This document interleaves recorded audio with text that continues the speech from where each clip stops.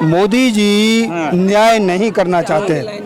कारण क्यों नहीं करना चाहते? वही बता रहा हूँ। न्याय करेंगे तो इनकी पार्टी, इनके सांसदों की पोल पट्टी खुल जाएगी, और जो बहका करके लोगों के वोट ठग रहे हैं और सत्ता हत्या के जन शोषण कर रहे हैं, जबकि जन कल्याण का काम करने का इनका कर्तव्य है, तो उसको ये इनके हाथ से सत्ता चली जाएगी।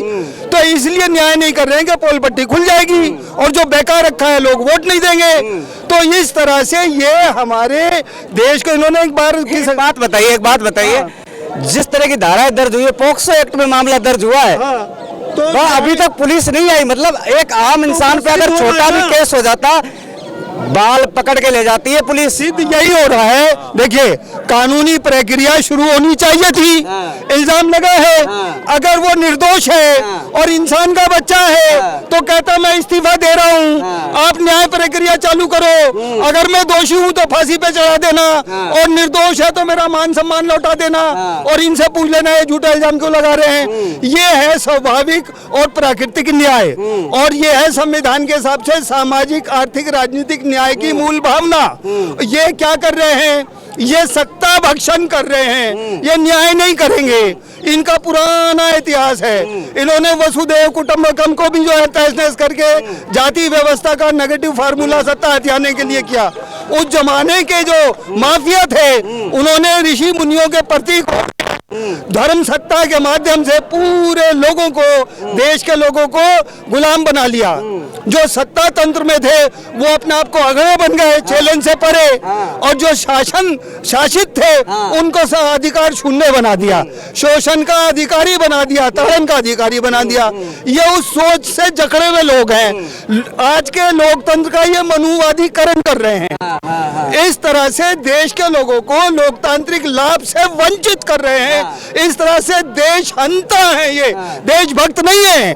देश के लोगों को मजबूत करें तो देशभक्ति है, और तभी वसुधैव कुटुंबकम भी साकार होगा, तभी हम विश्वगुरु बनेंगे। प्रधानमंत्री कहते हैं अमृत काल चल रहा है, तमाम भ्रष्टाचारी एक ही स्टेज पे आ चुके। उनका एक सांसद जिस पे इतने बड़े आरोप है उस पे मुंह नहीं खोल रहे प्रधानमंत्री, और दूसरी तरफ कहते हैं कि भ्रष्टाचार के खिलाफ हमारी लड़ाई जारी है। सवाल ये पूछना चाहती जनता कि भैया ये कैसी भ्रष्टाचार की लड़ाई है? वो असल में क्या है, आंशिक रूप से बात करते हैं। अमृतकाल उनके लिए चल रहा है, उन्होंने सत्ता हत्या के अपने लोगों के लिए अमृतकाल कर दिया, और बाकी लोगों के लिए तो जो है पाताल में जो नर्क काल होता है वो चल रहा है। अब एक बात समझना, कोई भी बच्ची, पहले तो ये प्लेयर है इंटरनेशनल, ये इतने फेमस हैं, इनकी इतनी फेस वैल्यू है कि नेगेटिव इल्जाम का सहारा लेने की इनको जरूरत नहीं। ये अपनी मशहूरी को दांव पे नहीं लगाएंगे इस तरह का इल्जाम लगा के। राजनीतिक पार्टी में भी जाने के लिए इनको ये सब करने की जरूरत नहीं। राजनीतिक पार्टियां देखती हैं कौन प्लेयर है, इसके पीछे कितने जो है फैन है, इसको टिकट देते तो एक सीट पक्की हो जाएगी। मतलब राजनीतिक पार्टियां भी पलक पावड़े बिछा के इनके लिए बैठी, अगर ये हुंकार करते हैं कि हम लड़ेंगे।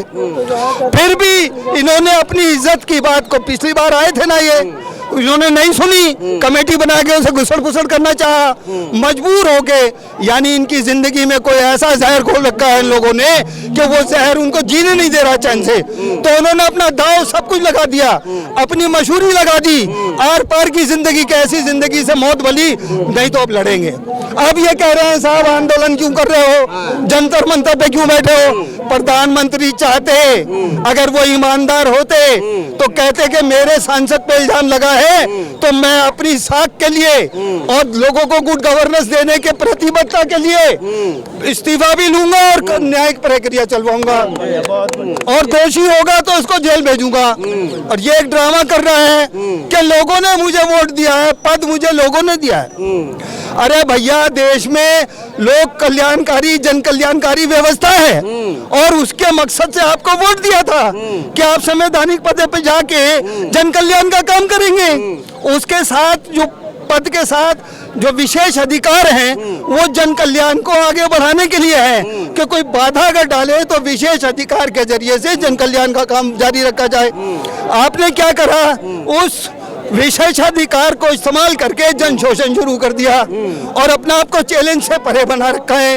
आप कानूनी प्रक्रिया को चालू नहीं होने देना चाहते, तो ये जितना बड़ा दोषी है उससे बड़ा दोषी इनके आका है। इसलिए ये कह रहा है, कहीं ना कहीं वो इन्वॉल्व हैं, इसलिए कह रहा है कि मोदी जी कह दें, शाह कह दें, नड्डा कह दें, इसका मतलब वो कहेंगे नहीं ये हक। मैं आपकी सारी बातें समझ गया। संघर्ष लंबा चलने वाला, 15 दिन हो गए, झुकेगी सरकार लगता है आपको? हाँ, देखिए, अगर आप जन कल्याण के लिए लोगों को सहमत कर लें और इनके हथकंडे ये कि साहब ये जाटों का आंदोलन है और ये फलाना, यानी जो बांटने का आंदोलन कर रखा है, उसको छोड़ दे। इनसे बुनियादी बात पूछो कि सामाजिक न्याय का जिम्मा है वो किया आपने, आर्थिक न्याय का जिम्मा है वो किया आपने, राजनीतिक न्याय का जिम्मा है उस काम के लिए भेजा है आपको, उसका जवाब दो। ये बच्ची बता रही है कि हमारे साथ जुल्म हुआ है, संगीन अपराध है, उसमें कानून ये कहता है कि दर्ज करो और उसको एक्टिव करो प्रक्रिया को, और जो इन्वेस्टिगेशन में निकल के आ जाएगा जो दोषों का, तो वो तो आप कर नहीं रहे।